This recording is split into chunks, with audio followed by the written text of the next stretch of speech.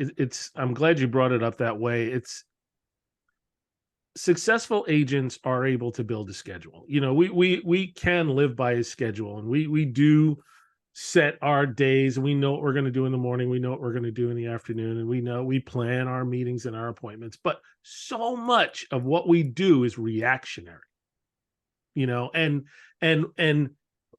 it's we're always filling those downtimes with something else that we're just reacting to. I have a full schedule every day, but maybe if there's a half an hour between appointments, I guarantee you I'm doing something work related in that half an hour.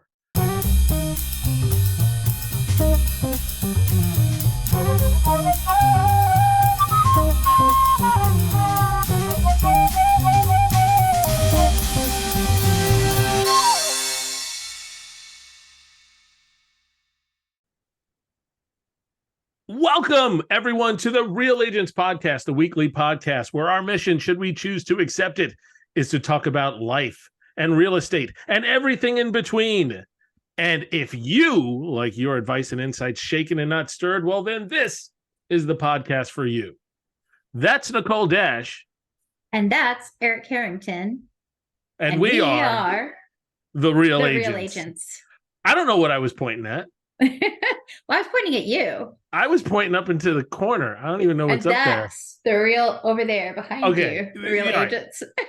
This is how the sausage is made. You're in the corner over here. Oh, okay. No, you gotta move me to the middle. Well, I did, but I noticed I was looking up at me because that's fine. I'm a narcissist. We're losing them. So, okay. Right. Eric, it finally happened. What finally happened? I was packing up my things to leave the office today, and I was stopped by a fan. Shut the front door. Seriously, one of our colleagues said to me, "I love your podcast. I listen to every episode." And Stop. Can I say the name? Of course. It's Ashley. Shut up. Really? Yes. Ashley?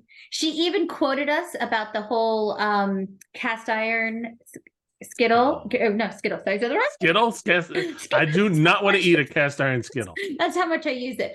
The cast iron pan. And she said that her husband yelled at her because she tried to use soap on it once. Oh, absolutely. He's a smart man. Yes. Yeah. So I was really flustered. Like I didn't know what to say. I thought that was great. Truthfully, I'm surprised they're still married after an incident like that.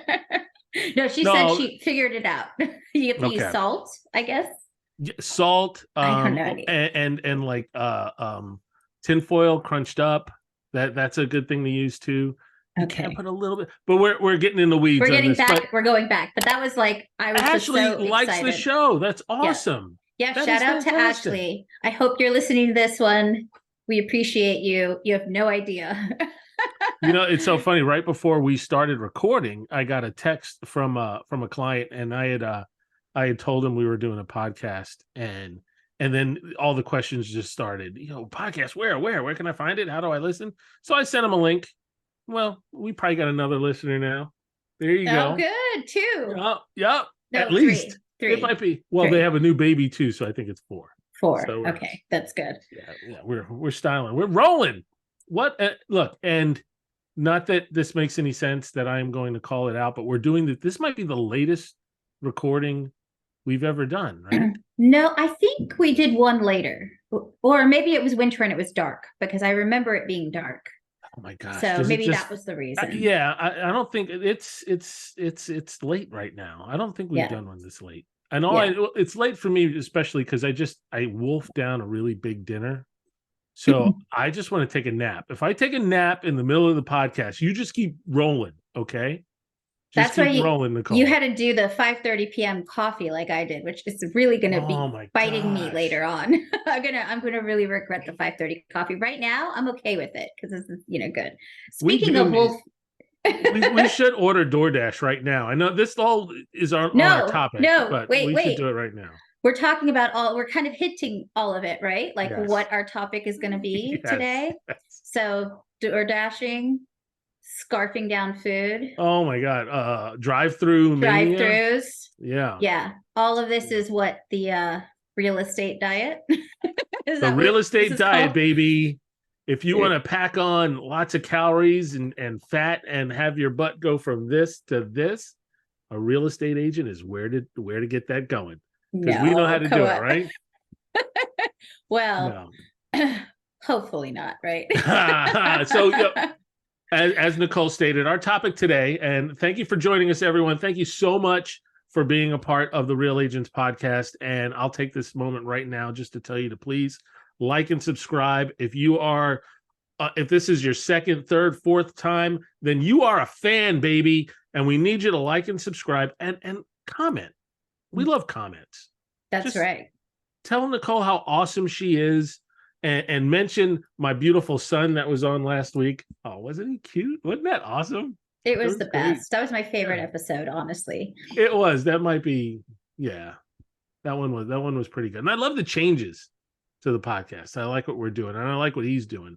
Because he is kind of the brains behind all those changes, right? Yeah, absolutely. He's making it happen for us. Yeah. So I'll start off. So okay, please. I will say that, we spend a lot of time in our cars. Yes. We are visiting homes. We are running in between appointments, sometimes all over Northern Virginia.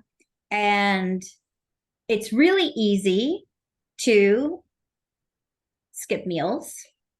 And when you're starting to feel that hunger pain or getting a little dragging in the day, it's really easy to just go to the nearest Starbucks or McDonald's or anything with a drive-through. It's so easy Burger King to do that.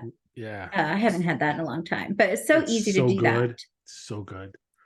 So we're talking today a little bit about the difficulties and being real with it, right? Like it's hard. Yeah. It's hard to balance when you're a realtor, when you have a family, when have all these other priorities. And sometimes if you don't plan ahead, you can get caught in that trap. Well, that's just it. I really do envy those folks that have that discipline that I don't have. We had a meeting today and one of our colleagues talked about how he got back from the gym in the morning and, they didn't have their schedules in sync, him and his wife. And I got stuck on, he went to the gym in the morning. I know. Who does that? All right. Yeah. But yeah, no. And that's a thing.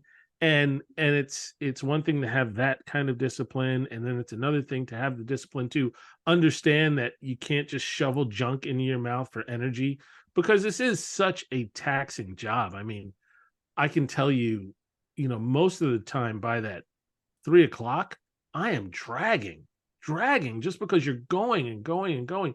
And I've probably not had a good breakfast and I probably eat trash for lunch. It's that after lunch yawn. I don't know if you get that, right? Like, yeah.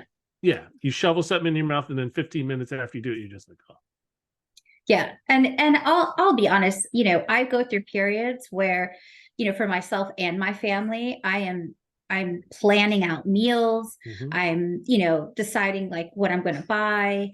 And I think I went through a kick last year where I was like, I'm going to pack lunches for the whole week in the beginning of the week. And it lasted a couple weeks and then it dwindled down like everything else. Like I couldn't sustain it because it was like taking hours of my time just to prep for the whole week. And I don't have a chunk of hours. Like we work in between the moments. That's how I feel my job is. It's like, my job is not, a 9-to-5 job. My job is, I'm going to call this person. I need a text. I need to email. I need to go on an appointment. And so it's not a regular schedule. And so trying to figure out regular meals is difficult. And I'm glad you brought it up that way. It's successful agents are able to build a schedule. We can live by a schedule and we do set our days. We know what we're going to do in the morning. We know what we're going to do in the afternoon. And we plan our meetings and our appointments, but so much of what we do is reactionary, and it's we're always filling those downtimes with something else that we're just reacting to. I have a full schedule every day, but if there's a half an hour between appointments, I guarantee you I'm doing something work related in that half an hour. And that's the time where you should be doing your prep you should be thinking about yourself, right? Right. And that's always been my biggest challenge, is trying to take care of Eric as opposed to just taking care of everyone else. Because I really do put everyone else's needs in front of mine when it comes to work.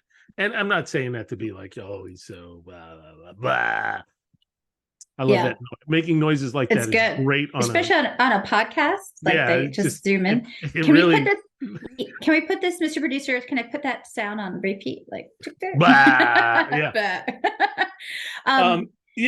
what I was getting at is like, yes, I totally, I get on those kicks too, where it's like, okay, I'm going to do this. I'm going to make sure I went to the grocery store. I bought carrots. I bought cut fruit, so that's easier. I don't have to spend all day cutting it. And you get it going and it's great, but then time just runs out and you realize you don't have time to do that all the time. And it's that discipline that I wish I had more of. Yeah. Absolutely. And I've seen other people do it really well. The trick is to plan everything out the night before, right? Pack your snacks. Yeah. And I'm saying this as if I do it, but I know what you're supposed to do, but do I do it? That's a different story. But planning out your snacks, making sure you have plenty of water, and loading it up in the car. Because if your office is the car, then you need to make sure you have things at your office to eat. Otherwise, when you're starving, you're going to stop on the side of the road. And then that's when you fall into, it would be great. My husband and I always talk about how we really wish there were drive-through salad places like that, like good salads, right? Like, let's give me a drive-through salad and sandwich place, because when you have kids and they all have activities and, school year started, and then I have this crazy unpredictable schedule, where sometimes we look at each other and we're like, dinner. So, it's hard. Life gets in the way. I today, for example, too, it was, I had to rush out to get to our morning appointments and didn't eat breakfast, but I do have some things that I keep in the car. So I was able to eat, one of my little bars on the way. And, people were ordering lunch during the meetings, but I had another appointment I had to get to, and there was no way I could eat what they were ordering while I was driving. So I hit a drive-through on the way to my appointment, because I didn't have enough to keep me going for the rest of the day. Lo and behold, though, and thankfully I have a wonderful wife. She made dinner for when I got home, and dinner was made. We didn't have to go out or anything, or I didn't have to pick something up on the way home. But I don't want to say that's the exception, but that doesn't happen every day. Yeah. And so much of it is just eating trash over and over again. And I mean, all due respect, McDonald's hamburgers can taste great, but that's garbage. That's garbage. And and I'm just shoveling it in sometimes, and it's not good. I don't know about you, but I really struggle with weight, right? And I'm always thinking about it. And I know that this topic, it's important to me because it's almost like accountability kind of thing. I lost a lot of weight last year because I did one of these programs where you had the packaged food, and that made it easy. That made, I was able to keep it in the car. I was able to have those packages ready to go, and and I wasn't struggling to find something to eat when I was hungry because it was right there. And that is half the battle. And it was also good food. It wasn't high in caloric. I'm not even speaking right now, but it wasn't high in calories, wasn't high in fat, it wasn't high in sodium. It was a planned meal plan. And I was able to lose 30 pounds. That's amazing. Yeah. Well, yeah, it was. 7 months later, now I've gained back 10 of it, and I feel like I'm still going back. It's going to get higher because I lost that discipline. I'm not loading that stuff up in the car anymore. And I see it changing. Yes, it's so much easier to just go through the drive-through and get some French fries, French fries and a Diet Coke. and you say to yourself, well, that's not so bad. It's not a ton of calories, but that's trash. It's trash. The Diet Coke doesn't help either. Right? It's not helping you on your diet, unfortunately. And I mean, I told you, I went through and I didn't get anything else. I only got the Diet Coke because I was dragging. I'd had all day and I needed something. And I was like, I'm just getting a Diet Coke. And I did, but it's still, I have the same struggle you do, Eric. And it's hard because you want to make lifestyle changes, not just be on a diet. Yeah. Right? You want it to be all encompassing, to be healthy.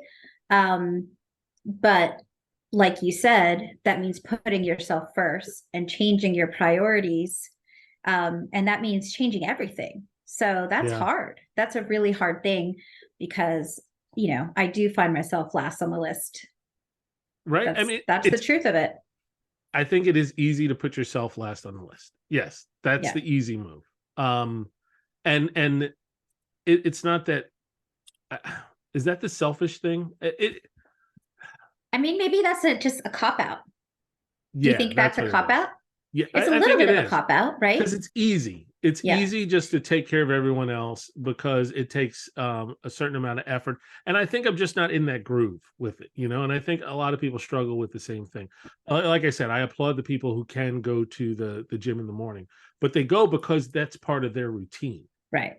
They've established it. It's that whole do something for 25 days in a row and it becomes a habit. Is it 25? I think it's more. How many days? I don't know. Maybe the Mr. Super Producer knows it. I thought it was 20. How many days till something becomes a habit in a row? My problem is whatever that day is, I'm stopping the day before. If it's 25 days, I've stopped on the 24th day and I've been so good. And then I fall off the wagon, right, of whatever it is. Yeah. And then that's it, so. I'm the king of excuses. Yeah. That's me. My wife probably 5 times a week gets on a treadmill. And it's behind me here. You can't see it because we're blurred. So it's literally in my office. It's in my bedroom. It's in my bedroom. Okay. Just as bad. Yeah. And she'll get off and she'll go, okay, you getting on? And it's like, no. Yeah. I will say Felicia is, from what I gather, she seems very disciplined, right? Like when she puts a goal, she accomplishes it. And maybe that's the military. What do you think? I think it is. I think so. It is. That's why I'm not in the military, maybe? Yeah, me neither. So we're not in the military. That's her. That's her excuse. I can put military corners on my bed, but no, I'm not. I don't have that discipline that she has. But that's an excuse too. I should. How much effort would it take just to walk on the treadmill for 30 minutes a day, right? And I do think I can get some work done, but it's more about it's adding. I think it's adding something into my routine that I'm just not used to yet. Yeah. Despite the fact that I know that it's incredibly necessary. Yeah. Well, and I think we had a coach that we were working with on the listing side, and he was very much about, scheduling out your day, putting blocks of time, scheduling in that time, whether it's the meal prep, the exercise, the meditation, the journaling, whatever it is that you're doing for your wellness, you have to put it on your calendar in time blocks. Otherwise, it won't happen. That's the truth. That's probably true. I think it's 100% true. I think it's 100% true. I think that is the way to do it. Maybe I should do that as an experiment. Maybe like I should go into my calendar and pick times. I don't know. I'll hold you accountable. Just so long as it's one-sided, because I don't want you calling you don't want. I'm not calling you out. No. You know what? Maybe this is the reason we're doing this today. Mm-hmm. Maybe we should hold each other accountable, and just if it's to change, one thing about the way we do things, because this is one of the for me personally, this is one of the hardest things about this job. Yeah. Is being healthy. And I've tried to, adjust my life to be healthier. I do take more walks. I do try to do more physical things. The food part of it, I was really good with it last year, but I've noticed it waning this year. And yes, the belt is getting a little bit tighter. So maybe that's why, I think this is such a great topic for us to talk to, because it is such a yo-yo. But I think it's, especially, with our relationship, maybe this is something that we can do for each other. Yeah, just absolutely. I'm give ourselves a all nudge. in for that. Yeah, we'll just give each other little reminders. Yeah, I mean, I think that, like you were saying, the agent in our office who was like, "Oh, my wife and I both went to the gym and realized." I think it helps, right, when you have Yes. someone like that in your life who's helping you do it too. So yeah, and I do, and my wife is great. She typically she's usually the person buying the healthy food, pushing me to do things healthier. I will say, and I'm going to blame my other son, Cole, for this one. He recently moved back in when he graduated from college. He's going to take a year to kind of find what's going on. And when he moved back in, I guess he moved in all the Oreo cookies, all the banana cream pie, all the sweets and sugars moved in with Cole. So now they're there. And the other night, I didn't even notice it till I was 3 cookies in, that I was just shoveling Oreos into my mouth, because I was just standing over the kitchen sink, looking out the window, just eating Oreos. They don't count if you're standing up. Is that what it is? Because I'm burning. See, this is the feedback I need from you, Nicole. No, that's the worst advice. Don't listen to that. You're gonna eat Oreos. Oreos over the sink do count against you. Okay, they're not. Ignore what I just said. I used to think that if you got the McDonald's hamburgers without the pickles on them, you were saving some calories too. What? Pickles have no calories. That's the opposite. How about the burger without the meat, like just the buns and the pickle? That's a wish burger. That's a wish burger. I don't know. You got 2 pieces of bread and you wish you had some meat. Yeah. All right. No. No. I love me some fast food. I love that was. I kind of, for the first few years in real estate, I kind of dug that we had this like crazy schedule, that I was eating lunch out all the time and everything. And I think probably in the first 2 years is where I gained the most weight, because I just was, I literally drove, I think 20,000 miles the first year and ate for 19,000 of those miles. Yeah. I think the main thing is prioritizing yourself, committing to your goals. And as good of an agent, I know we have to be as good to ourselves. But that being said, is there one trick though? I had a baby. That's my. Damn it! I can't have a baby. No, you know what though? She's about to turn 1, and that it's done. Like I can't. I have to. You can't use that anymore. No. You sure? It's done. Yeah, I think 1 is the limit. I think it's like 1 year, and you're like, now it's the time. You didn't just have a baby anymore. That's what I think. I'm gonna let you milk it for. You're gonna let me have it? Oh, how many years? How many years? I'll give you 1 more year. 1 more year? Okay. Yeah, I'll tell my husband. I'll tell my husband that Eric said I have 1 more year. 1 more year. I know when Felicia was pregnant, I think I gained probably about 10 pounds.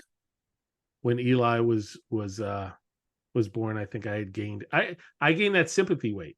Yeah. I can find any excuse to eat. That's yeah. I mean, food, we love it, and not exercise. The bottom line is, I think and I think the trick is this. Okay, if there was something I would say that I think would help, it's lots of water, right? And like you said, prepping. And being prepared for when you get that urge to eat, having something nearby that's not going to be, that's not going to be 1,000 calories. So and just increasing protein, right?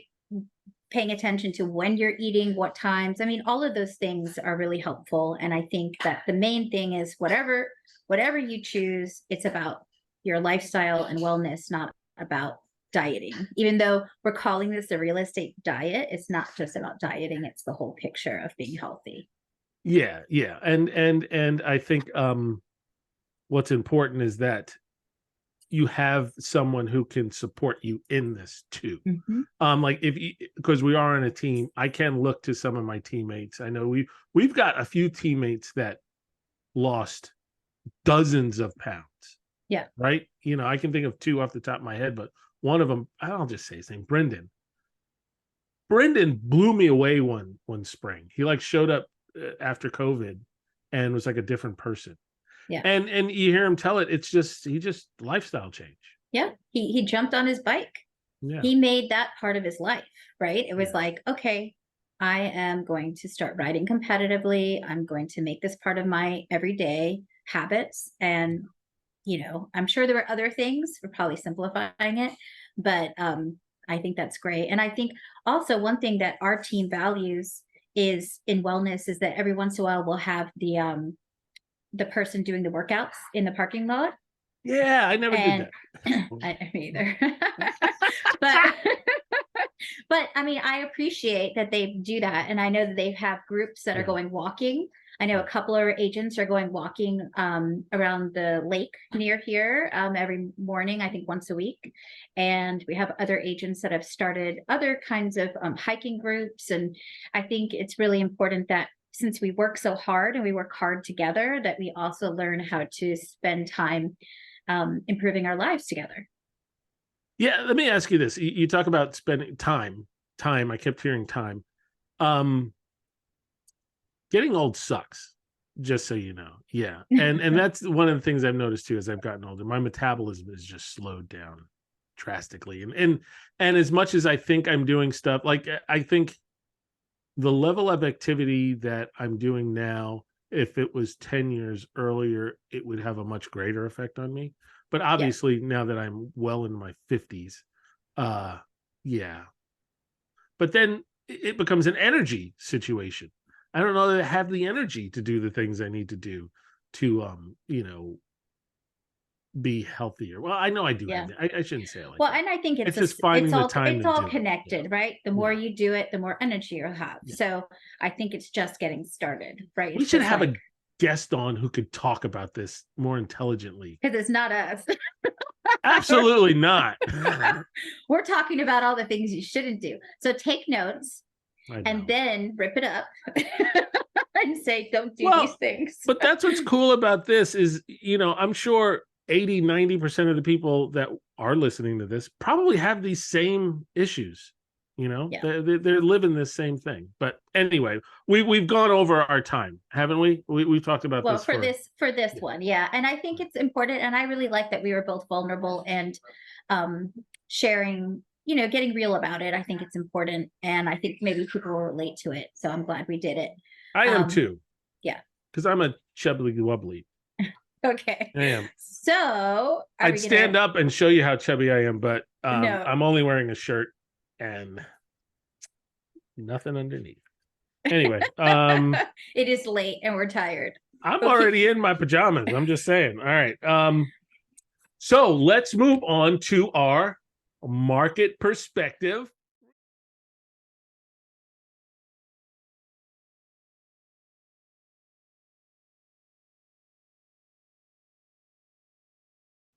Okay, so normally we would have our market wrap up, our market outlook, but we don't have enough data for that, right? So what we're going to do now is talk about our market perspective. That's right. What do you got, I'm happy Nicole? to share. Okay. Sure. So in this market, if you are thinking about buying and selling, especially on my side, the listing side, if you're thinking that you need to sell your home, and let's say you're casually shopping and you're casually looking, and lo and behold, you find the perfect home, you really need to make sure that the home you're selling can be flipped on the market quickly. Because, if you're putting in a home sale contingency, or if you are, whether or not you need to sell to buy or not, you want to take advantage of not having too many overlapping payments, your home really should be ready. So as a realtor, our job should be to go into their home as soon as we can, if you're a listing agent, and start giving the punch list, the advice, the tips on what to do. and not waiting until they find that perfect home and then be invited in and realize that they have so much to do. I mean, I went to a house and they had been casually looking with one of our buyer agents, and they found it and they wanted to put an offer in, and it was going to be a contingent offer, but they were open to it. The sellers were open to the contingent offer. Cool. But when I walked in, I said 21 days minimum. I mean, that's crazy, right? Because I like to see, if I'm a listing agent and I get a contingent offer, I like to see 7-14 max. Yeah. There was no way they were going to be able to sell this home in less than, or get it ready to sell in the home for less than 21 days, because the truth is they weren't ready. They weren't ready. How did they react to that conversation? No, fine. I'm not, no judgment. Right. Yeah, and honestly, sometimes it happens that way. Sometimes you really aren't thinking you're going to do something like buy a home, and then it falls in your lap and you're like, okay, now I got to sell. That happens. Right. I just wish I had had the opportunity to see it a couple of weeks before, so that they could know, like, slowly get going on chipping away at some of the work. And it really, ultimately it wasn't contracting work. It was just the kind of work that just takes sweat equity. So it's just they had to be prepared, and they weren't prepared. Yeah. They weren't prepared for that part. Yeah. Right. So that's my perspective for this episode, is just be ready. There's no such thing as casually looking. And if you're casually looking, you should also be casually cleaning up. Yeah. If you have to do both sides. Yeah. Be working on both sides. Be working on both sides, and maybe prioritize the prepping of your home so that you can be more open to going forward on the purchase quickly. Cool. Great. Man, you're so good at this. All right. Do I get one too? All right. Yeah, I'll get one. Let's hear your perspective. I'll try to be quick. All right. So this is for, I guess, my perspective on dealing with a client when they ask about how to choosing a lender. Our market is really unique, where it's incredibly active, and effective lenders in our market are lenders who get the volatility of our market.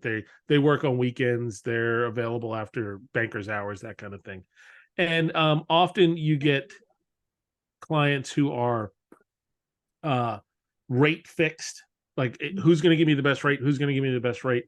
And you got to have that conversation with some of those clients, that rate isn't the end all be all the time. And a lot of times those advertised rates aren't actually saving you a lot of money up front. And at the time of this recording, rates right now are really high. I think they're in the sevens or so. And it's safe to say by the time this comes out, they'll still be somewhere around there. But the rates are above the average rate is above 7, but some lenders are advertising rates in the 6s.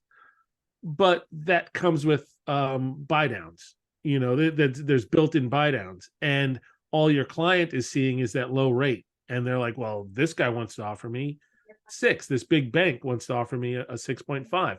Well, read the fine print. They're charging you 1.5 to get the rate to that. Where if you're using a local lender, they don't have that built in. And if it was an apples to apples comparison, they'd be pretty close to the same thing. Look, the bottom line is, when choosing a lender, it is important to try to use a local lender. Most real estate agents, the listing side, will tell you they would much rather work with a local lender than one of the big boxes from a communication standpoint. But the most important thing from my standpoint is your buyer's relationship with that lender. Are they comfortable with that? Are you comfortable with that person when you pick up the phone? Do you feel like they're representing you? Do you feel like they're giving you good advice? Do you feel like they have a common goal? Is their goal just to get you signed up and get you the loan? Or is their goal to shepherd you through this process, to make this as easy as possible for you? Are you just a number to them, or are you a person who's arguably doing one of the most important things they'll ever do in their lives? And I think you get that more often with a local lender But and this is just an example from this week. I have a client that was fixed on using Navy Fed. I don't mind calling them out. And my first impression of that was, you don't want to use Navy Fed. They're going to make the whole process more difficult. Well, it turns out, no, they're not. This particular agent, this particular lender, is making the process. She's doing what she said she was going to do. She's been available on weekends. She has everything's been done in a timely manner, and the relationship with her has been fantastic. She's picking up the phone. So that is my kind of perspective. I so often we're like, well, you got to do it this way, or you're not going to be successful. From a buyer agent standpoint, sometimes you got to let your client cook, and if this is what's best for them, then go with it, and don't be a cog in the wheel. That kind of thing. Good advice. That's great advice, because awesome.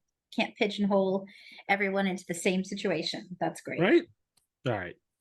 Well, a little love for Navy Fed there. That's interesting. I don't normally do that, but way to go, Navy Fed. You kick some butt. You sponsor us, please. All right.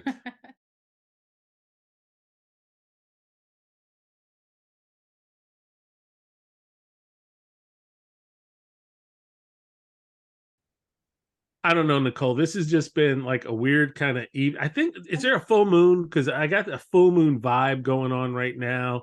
I know we're talking about the real estate agent diet, and right before recording, I ate a huge bowl of fettuccine Alfredo that my wife made, and yeah, I'm a little lethargic, I'm a little pudgy, and it just made for, I think, a fun little I don't know, it was fun. It's always fun. It was good. It was a good conversation. I'm hungry. I didn't eat dinner. I'm the opposite. I need to eat now. Let's hurry this up so I can have. Yeah, but it's like really late now. You shouldn't eat really late, but whatever. I was on the fence. I was like, do I wait and eat after? But I was so hungry. Yeah. So good. I ate. Yeah. And then so what? We've got another one of these in a couple of weeks, right? Yes. Yeah. I'm so excited about the next one. I like the fact that every other week we're inviting a guest on, and our next guest is also from our team, and really best dressed, right? Oh, absolutely. Most style, like too cool for me, for sure. Dude, I think if you looked up cool in the real estate handbook, it would be a picture of this person. Yeah, absolutely. Like it's like, one of these people that they don't have to try, and they just are. You know what, though? I played poker with this person this weekend, and not a good poker player. No? I took all his money. That's interesting. It was fun. And in full circle, you mentioned Ashley. Do not play poker with Ashley. Oh my God, she's a shark. How do I get into this game? You play poker? Yeah. Because if you don't, I'll teach you. I know I play poker. It'll cost you. Oh, for real money? No, I don't play for real money. Oh no, we play for real money. We don't. No. Oh yeah, no. There's no fun poker. Forget it. No, that's not. Chips. That's not. The chips don't mean anything to me. I just throw them on the table. No, our chips have a monetary value, right, and if you're playing, you will be. It'll be a lesson. You will learn a lesson. Yes. No, and I know we're trying to wrap this up, but full circle, played poker with a couple of members on the team last year, Jeff and Ashley, and they came to like my poker game with like, I think it was about 10 people. Ashley cleaned up, beat everybody. Yes. Ooh, I like that. And the whole time, Ashley. Yeah, and the whole time she's like, "Oh, I didn't even know what I was doing. I don't know what I was." Yeah, right. Okay. Yeah, we see you, Ashley. Yeah. We know what she was doing. Ashley. She's good. Well, anyway, this has been another fun, wonderful podcast. I love spending time with you, Nicole. Thank you so much for being here. And please, folks, come back next week for more Agents of Fun. Real agents of change. And real agents of real estate. More agents? What the hell is wrong with me? We did it. No, that was good. That was really good. All right, bye. Bye.